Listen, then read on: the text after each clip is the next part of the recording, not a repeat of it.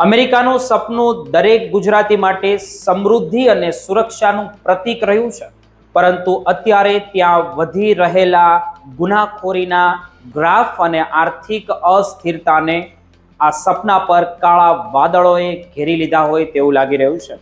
આજે અમે તમને જ્યોર્જિયાના મેટર શહેરની એક એવી ઘટના વિશે જણાવવા જઈ રહ્યા છીએ, જ્યાં એક સામાન્ય સવાર અચાનક જ મોત અને જિંદગીની લડાઈમાં ફેરવાઈ ગઈ હતી.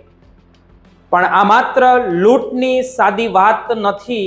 આ વાત છે કે એવા ગુજરાતી યુવાનની જેમણે મોત સામે હોવા છતાં પોતાની તીક્ષ્ણ બુદ્ધિથી ન્યાય અપાવ્યો. જ્યારે નાકાબંધી લૂંટારાઓ બંદૂકની અણીએ કેશ માંગી રહ્યા હતો, ત્યારે તેને ખબર નહોતી કે કાઉન્ટર પાછળ ઉભેલો માણસ માત્ર પૈસા નથી ગણી રહ્યો, પણ લૂંટારાના અસ્તિત્વની દરેક નાની વિગતો પોતાના મગજમાં નોંધી રહ્યો છે.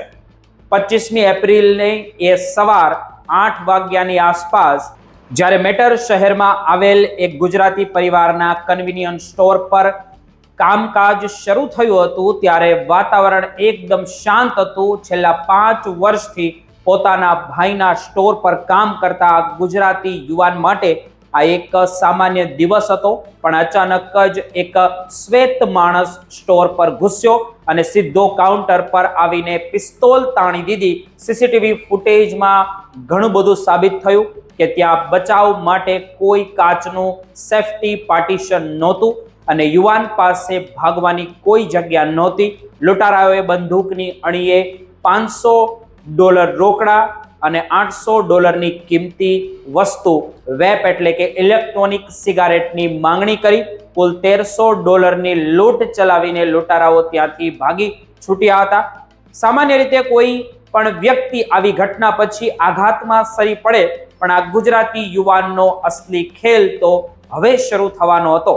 તેમણે લૂંટારાની આંખો પરથી ઓળખી લીધું હતું કે આ કોઈ અજાણ્યો શખ્સ નથી, પણ સ્ટોર પર નિયમિત આવતો ગ્રાહક જ હોવો જોઈએ. તેણે પોલીસને જાણ કર્યા પછી બેસી રહેવાને બદલે તરત જ છેલ્લા 7 દિવસના સીસીટીવી ફૂટેજ તપાસવાનું શરૂ કર્યું અને તેની મહેનત રંગ લાવી. તેને એ જ બાંધાનો માણસ અને તેની શંકાસ્પદ ટ્રક ફૂટેજમાં મળી આવી હતી, જેમાં તેની નંબર પ્લેટ એકદમ સ્પષ્ટ રીતે તેમાં દેખાઈ રહી હતી. આ પુરાવા સાથે જ્યારે પોલીસને જાણ કરવામાં આવી, ત્યારે ગણતરીને કલાકોમાં જ એ આરોપીની ધરપકડ કરી લેવામાં આવી હતી. આ ઘટના ભલે સુખદ રીતે પૂરી થઈ ગઈ, પણ તે અમેરિકામાં વધી રહેલા જે મોંઘવારી અને ડ્રગ્સની સમસ્યા છે તે તરફ આંગળી ચીંધે છે. આજે અમેરિકામાં લોકો નશાની આદત પૂરી કરવા માટે પૈસા લૂંટી જતા આવા હિંસક ગુનાઓ કરી રહ્યા છે. આ પહેલા પણ 2025ના વર્ષમાં ટેનેસીમાં લૂંટ દરમિયાન પ્રિન્સ પટેલની નિર્મમ હત્યા કરવામાં આવી હતી, જે ડીંગુચાનો વતની હતો.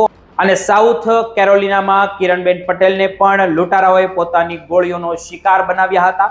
આ હૃદયદ્રાવક ઘટનાઓ દર્શાવે છે કે વિદેશમાં વસતા આપણા ગુજરાતી ભાઈ બહેનો કેટલી જોખમી પરિસ્થિતિમાં પોતાનું ત્યાં ગુજરાન ચલાવી રહ્યા છે.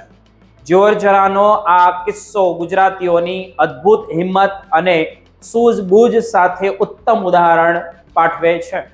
પરંતુ તે સાથે જ એક મોટો પ્રશ્ન ત્યાં ઊભો કરે છે કે શું અમેરિકામાં ગુજરાતી વેપારીઓ હવે ખરેખર સુરક્ષિત છે કે પછી દરરોજ સવારે સ્ટોરનું ઓપન બોર્ડ લગાવતા પહેલા જ તેમણે મોતનો સામનો કરવો તૈયાર રહેવું પડે છે.